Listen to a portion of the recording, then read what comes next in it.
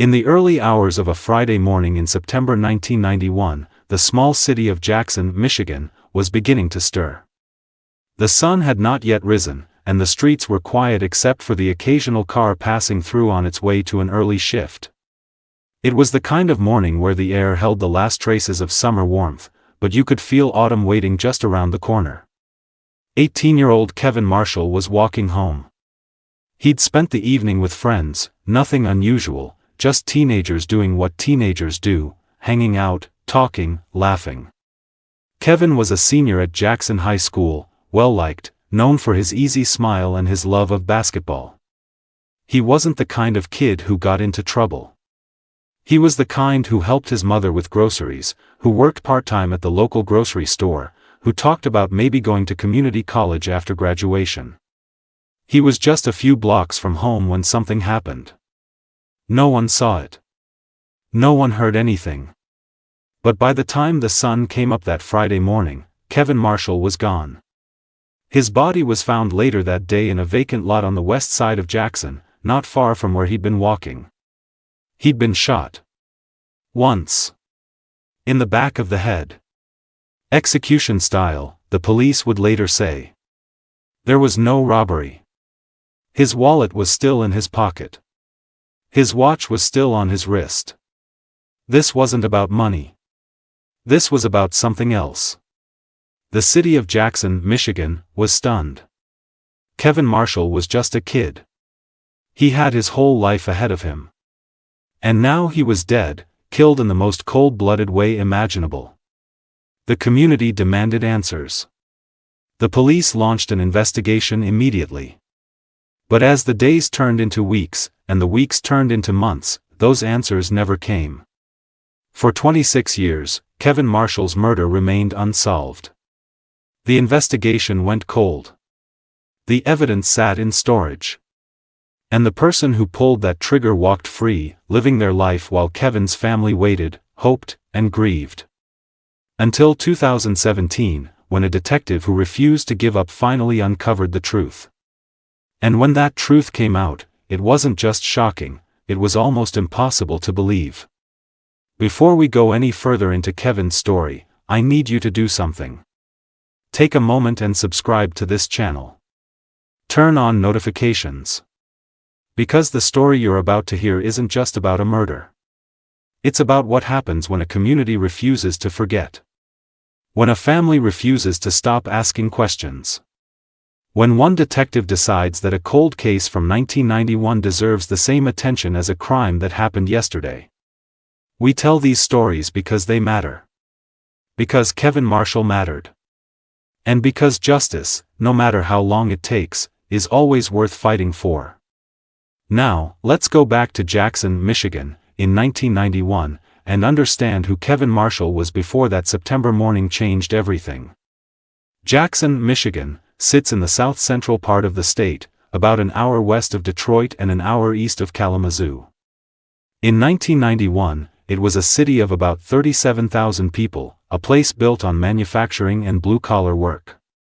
The auto industry had been good to Jackson for decades, though by the early 90s, things were starting to change. Plants were closing. Jobs were disappearing. But it was still a place where people knew their neighbors, where high school football games drew big crowds, where families had lived for generations. Kevin Marshall grew up in Jackson. He was the youngest of 3 children, raised by his mother, Patricia, after his father left when Kevin was just 5 years old. Patricia worked 2 jobs to keep the family afloat, one at a local diner during the day, another cleaning offices at night. It wasn't easy, but she made it work. And Kevin, even as a teenager, understood the sacrifices she made. He was a good kid. Everyone who knew him said the same thing. He was respectful, polite, always willing to help out. He wasn't perfect, no teenager is, but he stayed out of serious trouble. He played basketball at Jackson High, though he wasn't a star.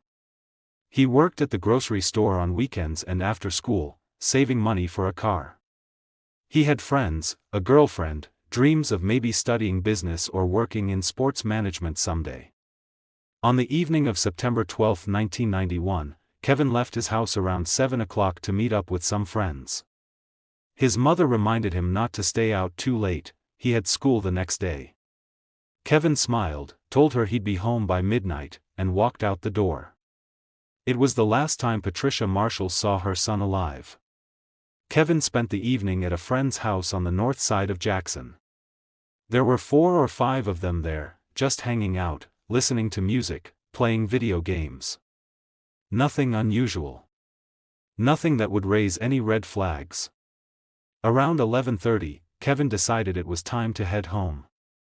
He said his goodbyes, left the house, and started walking. It was about a 20-minute walk, straight down Michigan Avenue and then west toward his neighborhood. He never made it. Somewhere along that route, in those 20 minutes between leaving his friend's house and what should have been his arrival home, Kevin Marshall was killed. Shot in the back of the head and left in a vacant lot like he was nothing. Like his life didn't matter. When Kevin didn't come home that night, Patricia wasn't immediately worried. She figured maybe he'd stayed at his friend's house, maybe he'd lost track of time. But when morning came and Kevin still wasn't home, and he didn't show up for school, she knew something was wrong. She started calling his friends. No one had seen him. She called the police. And then, just after noon on September 13th, the call came. A body had been found. A young black male. Shot once in the head. The police needed someone to come down and identify him. Patricia Marshall's world shattered in that moment. She would later say that she knew, even before she saw him, that it was Kevin. A mother knows. And when she walked into that room and saw her son lying there, cold and still, a part of her died with him. The investigation into Kevin Marshall's murder began immediately. The Jackson Police Department brought in detectives, canvassed the neighborhood where his body was found, interviewed his friends, his family, anyone who might have seen or heard something that night. But the leads were scarce. No one had heard a gunshot. No one had seen anything suspicious. The vacant lot where Kevin's body was found was in a quiet area, mostly residential, not the kind of place where people were out and about at midnight. There were no witnesses. No surveillance cameras in that part of town. No physical evidence left at the scene beyond the bullet that had killed him. The detectives looked at Kevin's life, trying to find a motive. Was he involved in drugs? Gangs? Had he gotten into a fight with someone? But everything they found pointed to the same conclusion: Kevin was a good kid. He wasn't involved in anything that would make him a target. He didn't owe anyone money. He wasn't mixed up in anything dangerous. So why was he killed? And who did it? The police considered the possibility that it was a case of mistaken identity. Maybe someone thought Kevin was someone else. Maybe he was in the wrong place at the wrong time. But even that didn't quite make sense. An execution-style shooting suggests intent. It suggests that the killer knew exactly what they were doing and why. The weeks turned into months. Tips came in, but none of them led anywhere. The police followed every lead they had, but they all ended in dead ends. By the end of 1991, the investigation had stalled. Kevin Marshall's murder became another unsolved case in a file cabinet at the Jackson Police Department.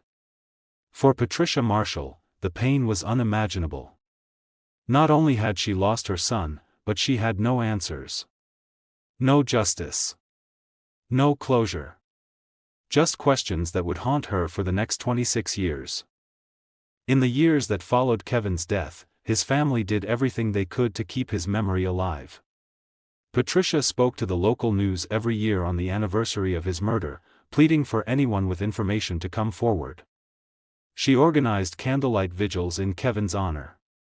She refused to let him become just another statistic, another cold case that people forgot about. But as the years went by, hope began to fade. The investigation had gone cold.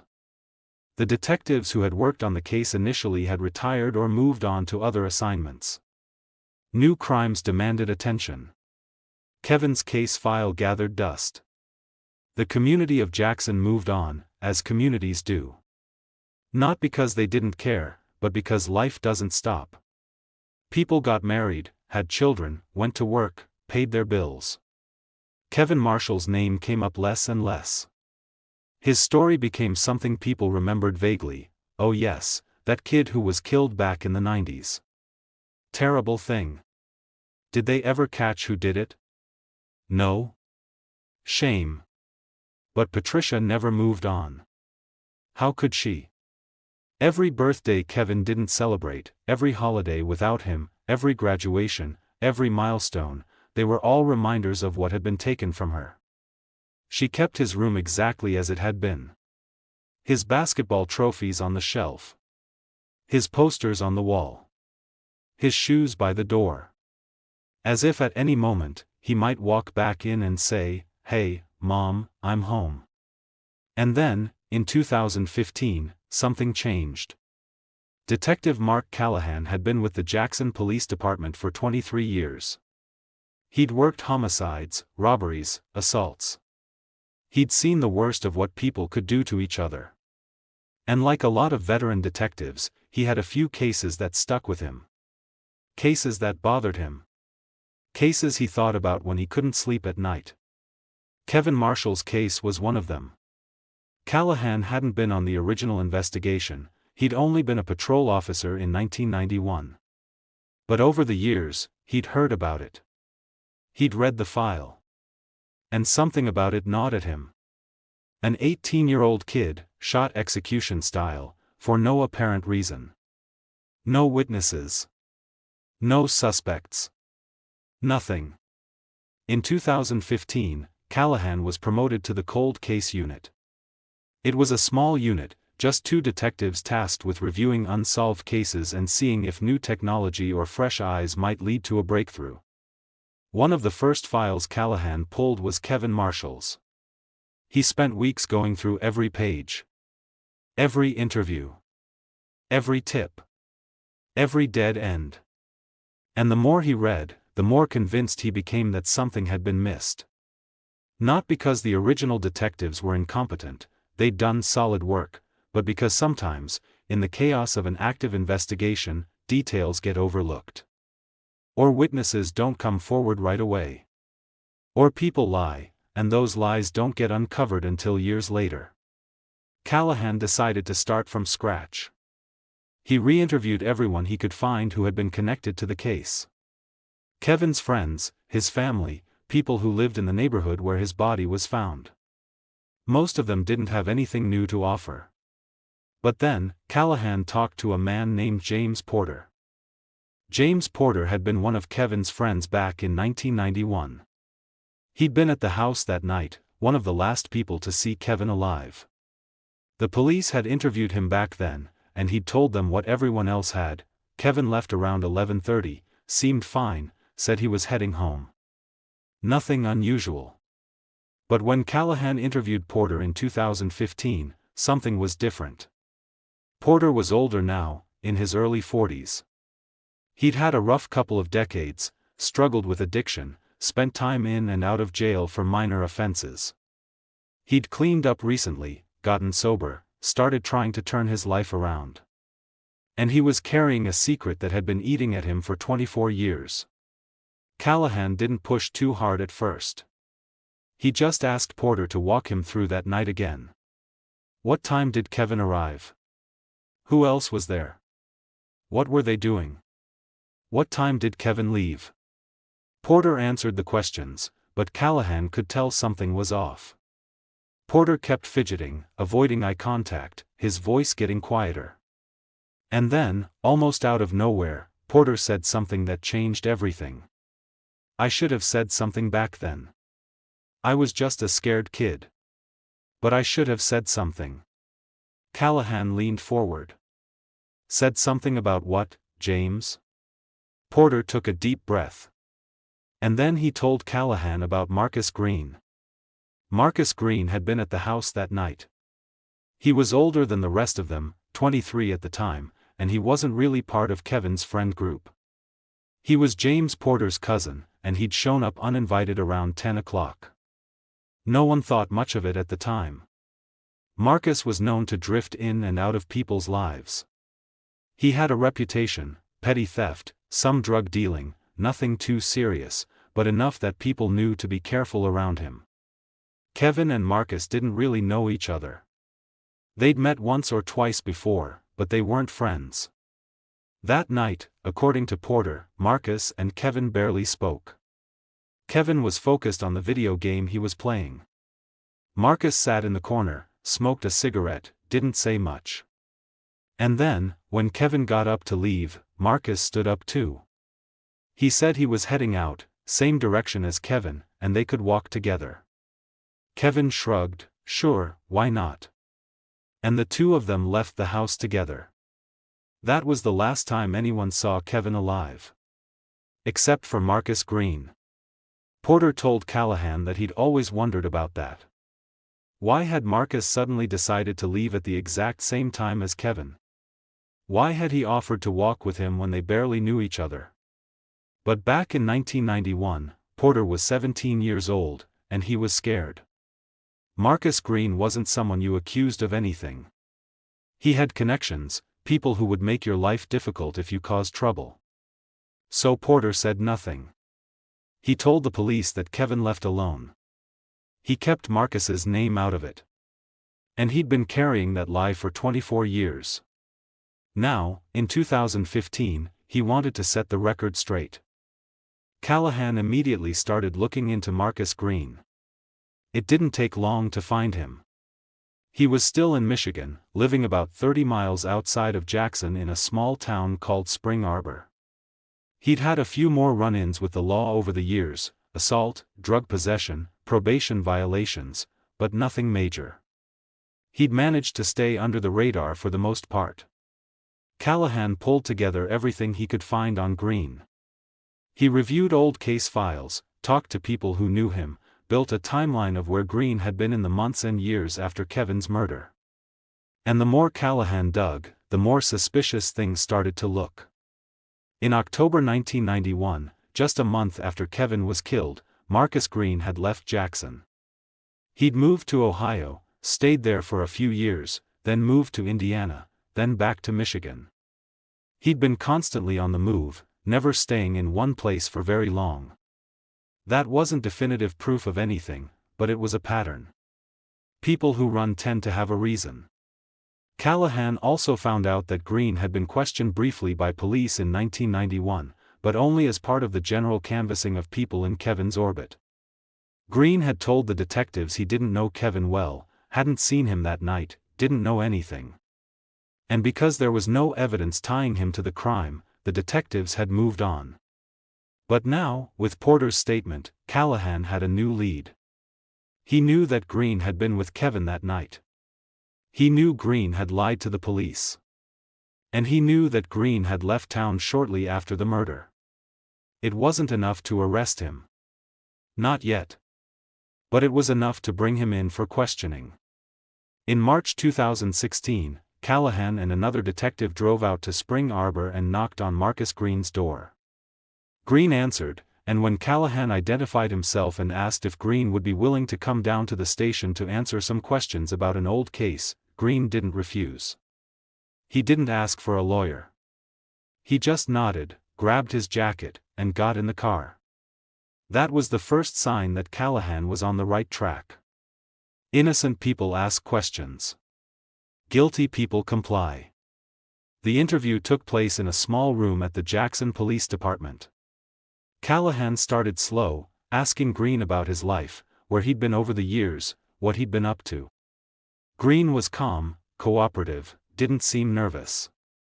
But Callahan had interviewed enough people to know that calm doesn't always mean innocent.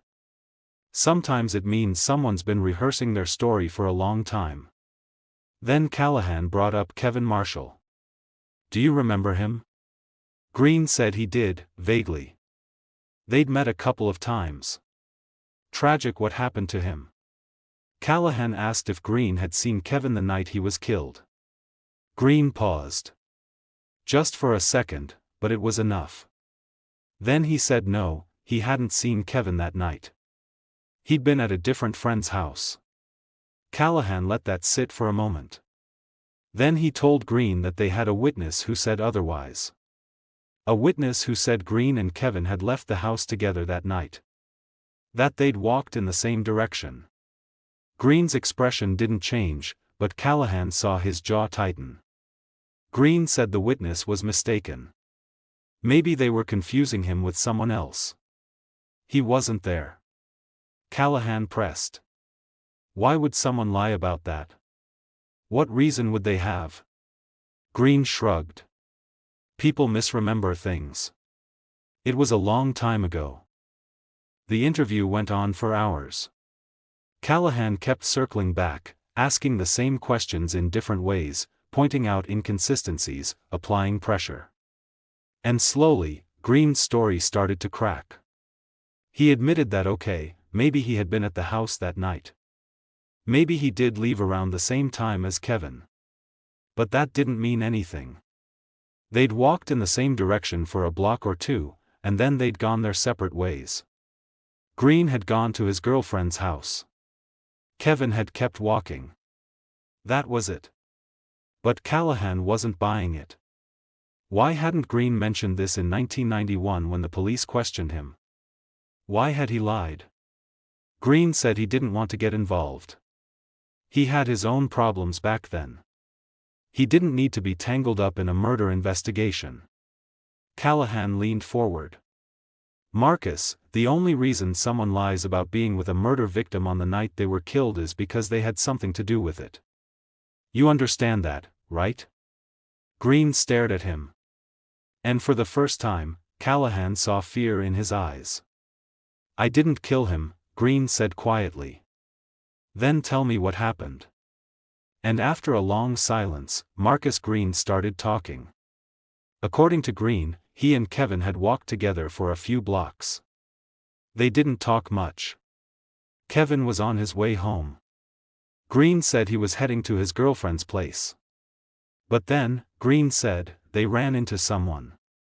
Another guy. Green claimed he didn't know who it was, just some guy who seemed to know Kevin. The guy and Kevin exchanged a few words, and then the guy pulled out a gun and shot Kevin. Just like that. No warning. No argument. Just a single shot to the back of the head. Kevin dropped to the ground, and the guy ran off. Green said he panicked, didn't know what to do, so he ran too. He didn't call the police. He didn't tell anyone. He just went home, and he never said a word. Callahan listened to the story, his face expressionless. Then he asked Green to describe the guy. What did he look like? How old was he? What was he wearing? Green couldn't remember. It was dark. It happened so fast. He didn't get a good look. Callahan asked where this happened. What street? Green wasn't sure. Somewhere near the vacant lot, he thought. Callahan asked why this other guy would shoot Kevin. What was the motive?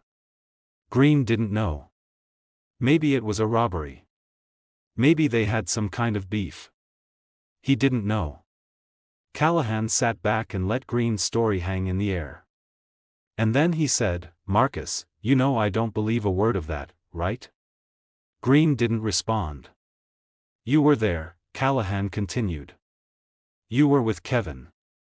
And you know exactly what happened. Now, I can't prove it yet. But I'm going to.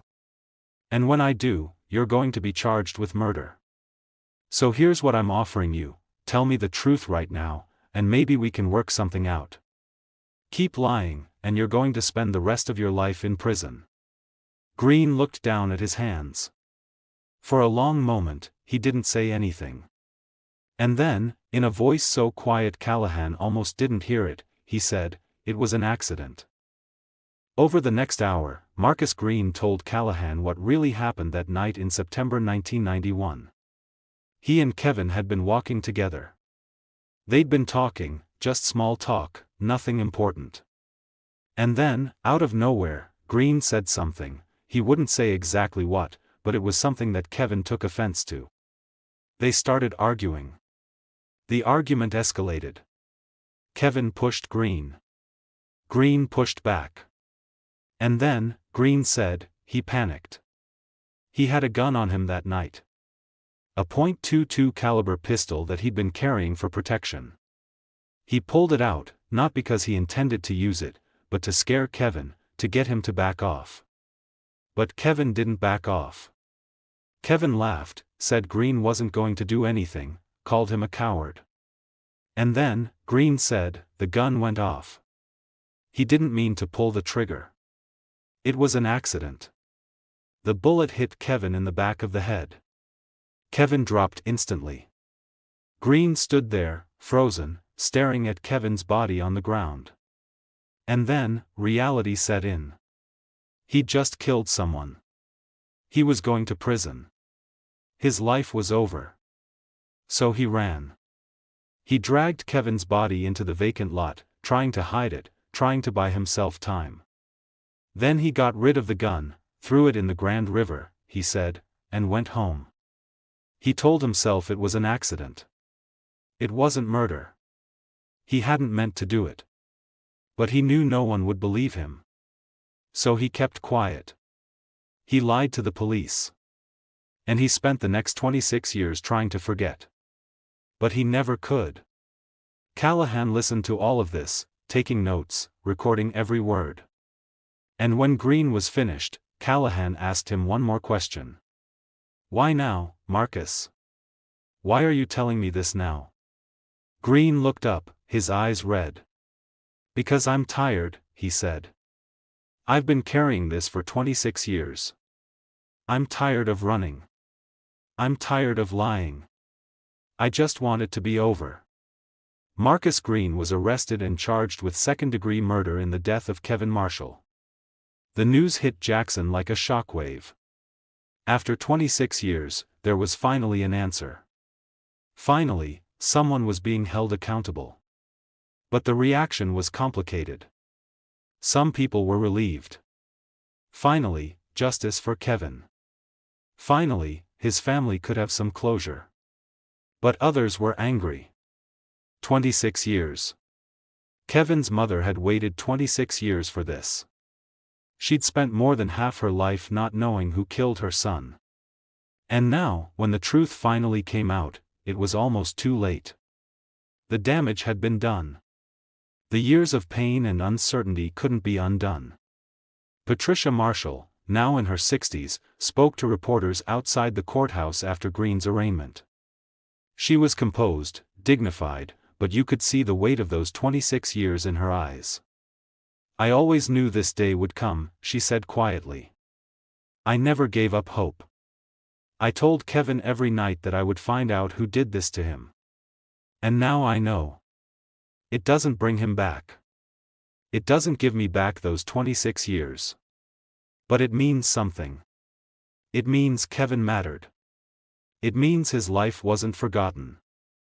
The legal process moved forward, though not in the way many people expected. Green's defense attorney argued that his client's confession had been coerced, that he'd been under duress, that the story he told Callahan wasn't reliable. But the prosecution had more than just a confession. They had James Porter's testimony.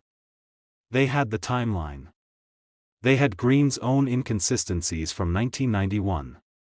Green's attorney pushed for a plea deal. He argued that Green hadn't intended to kill Kevin, that it was a tragic accident born out of a moment of panic and poor judgment. He pointed to Green's lack of a violent criminal history, his struggles with addiction and instability, and the fact that he'd eventually come forward and told the truth. The prosecution wasn't sympathetic. Kevin Marshall had been 18 years old.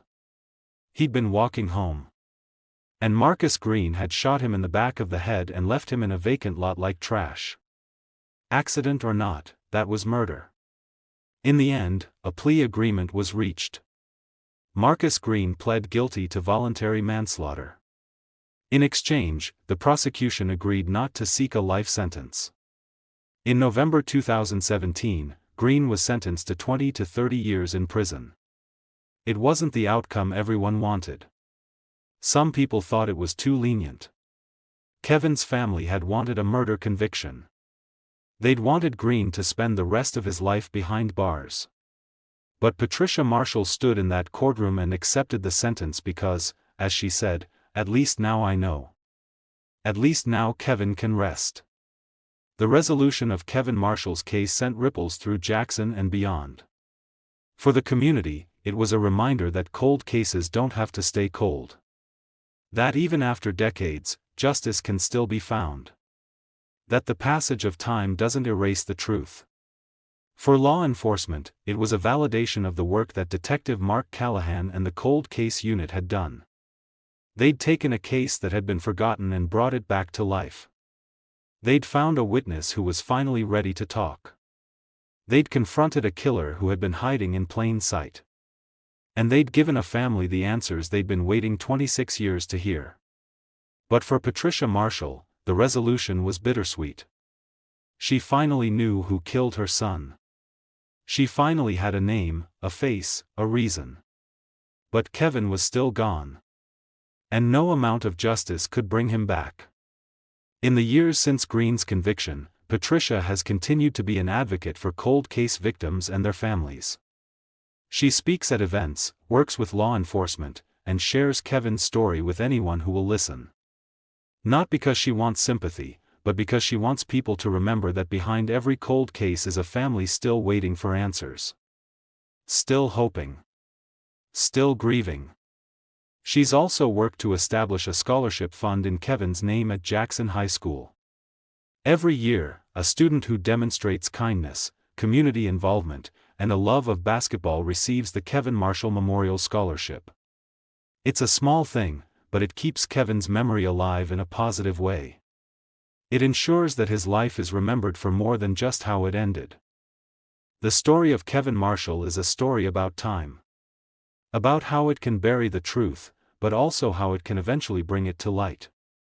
It's about a community that never forgot. A mother who never gave up. And a detective who believed that a case from 1991 deserved the same attention as one from yesterday. But it's also a story about Marcus Green. About a young man who made a terrible decision in a moment of panic and then spent 26 years running from it. About the weight of carrying a secret that eats at you, day after day, year after year. About the relief that comes, finally, with telling the truth, even when that truth destroys you. Green will spend the next 2 to 3 decades in prison. He'll be in his 70s, maybe his 80s, when he gets out, if he gets out. And Kevin Marshall will still be 18. Frozen in time. Forever young. That's the cruel mathematics of murder. The victim's life ends, but time keeps moving for everyone else. The perpetrator ages. The family ages. The community moves on. And the only person who stays the same is the one who can't. Today, if you visit Jackson, Michigan, you'll find a city that's changed a lot since 1991. The factories are mostly gone. The population has shrunk. But the people who lived through Kevin Marshall's murder still remember. They remember the fear that gripped the community. They remember the vigils, the searches, the years of not knowing. And they remember Kevin. Not just as a victim, but as a person. A kid who loved basketball, who worked hard, who made his mother proud. A kid who should have had a future. There's a small memorial in the park near where Kevin's body was found. It's nothing fancy, just a bench with a plaque that reads, "In memory of Kevin Marshall, 1973 to 1991. Gone too soon, but never forgotten." Patricia visits it regularly. She sits on the bench, sometimes for hours, and talks to Kevin as if he's still there. And in a way, he is. Because as long as people remember his name, as long as his story is told, Kevin Marshall isn't really gone. He's still here. Still part of Jackson. Still part of the community that loved him. The resolution of Kevin's case is a reminder that time doesn't erase the truth. That even after decades, even when it seems like all hope is lost, justice can still be found. It's a reminder that the work of detectives like Mark Callahan matters. That persistence matters.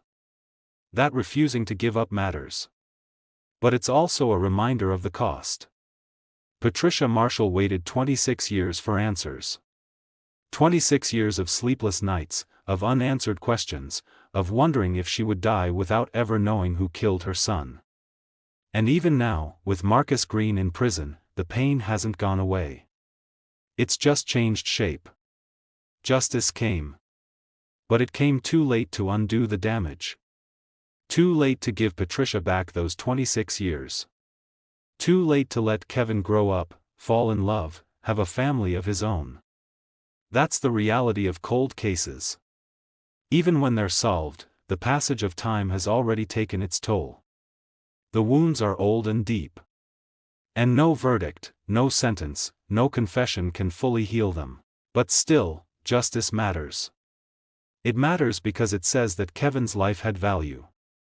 It matters because it holds Marcus Green accountable for what he did.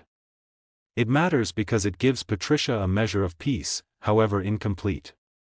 And it matters because it sends a message that the truth will always come out. Eventually. No matter how long it takes. If you're watching this and you have information about a cold case, any cold case, I'm asking you to speak up. Don't wait 26 years. Don't carry that weight. Call the police. Submit an anonymous tip. Do the right thing. Because somewhere, there's a family like Patricia Marshall's, still waiting for answers. Still hoping. Still grieving. And you might be the one person who can give them the closure they need. Kevin Marshall's family waited 26 years. Some families wait longer. Some never get answers at all. But cases like Kevin's show us that it's possible. That with the right detective, the right witness, and a little bit of courage, cold cases can be solved. It just takes time. And persistence. And a refusal to let the truth stay buried. I want to speak directly to the families of cold case victims who might be watching this. I know the weight is unbearable. I know every day without answers feels like another injustice. I know you've probably heard, "We're doing everything we can," more times than you can count, and it doesn't make the pain any easier. But don't stop asking questions. Don't stop putting pressure on law enforcement. Don't stop believing that the truth will come out. Because Detective Callahan's work on Kevin's case proves that it can happen. That even after decades, justice is still possible. It might take longer than you ever imagined. But it can happen. And when it does, it will be because you never stopped fighting for your loved one. Because you refused to let them be forgotten. Kevin Marshall was 18 years old when he was killed. He never got to graduate high school. He never got to go to college, start a career, fall in love, have children. He never got to see his mother grow old, never got to meet his nieces and nephews, never got to live the life he deserved. All of that was taken from him on a September night in 1991 by someone he barely knew. Someone who made a choice in a moment of panic and then spent 26 years running from it. But Kevin's story didn't end that night. It continued, carried forward by his mother, by Detective Callahan, by the community that refused to forget. And in 2017, 26 years after his death, Kevin finally got justice. It took too long. Far too long. But it happened. Rest in peace, Kevin Marshall. Your life mattered. Your story mattered. And the fight for justice in your name mattered. You will not be forgotten. Thank you for staying with Kevin's story all the way to the end. For listening to what happened to him. For caring enough to hear about a case that took 26 years to solve. That kind of attention, that willingness to sit with uncomfortable truths, is rare. And it's exactly what keeps stories like Kevin's alive. If this case affected you, if it made you think about the families still waiting for answers, then do something with that feeling. Share this video. Tell someone about Kevin. Leave a comment about what struck you most. Let us know where you're watching from. These conversations matter. They keep pressure on law enforcement. They remind the world that unsolved cases deserve attention. And if you know something, anything, about a cold case in your community, find the courage to speak up. You might be the one person who can finally bring a family the peace they've been waiting decades to find. Only a certain kind of person stays with stories like this until the very end. The kind of person who doesn't turn away from reality, even when it's hard. Even when justice takes decades. Even when the outcome is bittersweet.